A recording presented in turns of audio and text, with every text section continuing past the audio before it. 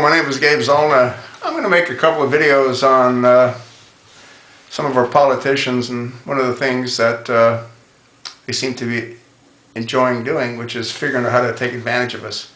I just heard on the radio that in Oregon they're sort of suffering because they're not getting enough revenue from the gas tax, and that's because people aren't driving enough. They don't have enough money to drive enough.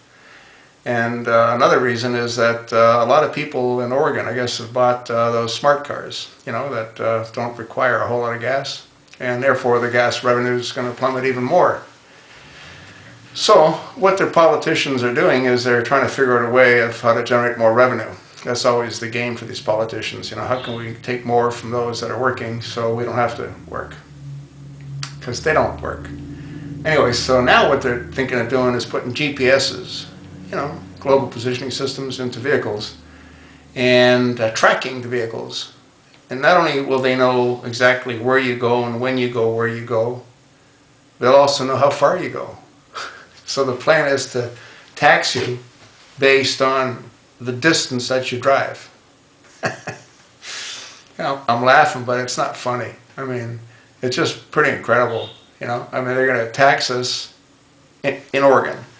And I guarantee you, if it passes in Oregon, and if it probably will pass, and the reason it'll pass is that there's more people that don't have smart cars than those that have smart cars.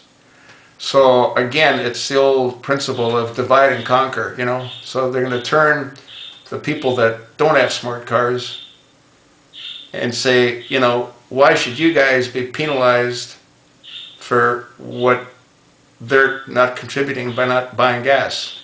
You know what I mean?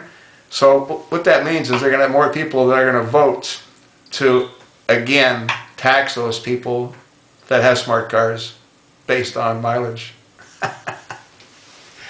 What they don't realize is that they're going to get taxed as well. But anyway, it's always a shell game. But that's what's going on in Oregon. I'll tell you what, even these local politicians are a complete farce, aren't they? I mean, they really truly are, you know.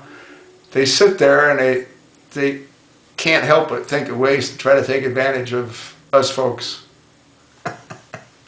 Anyway, I just thought you had a kick out of that one. I sure did. Thanks.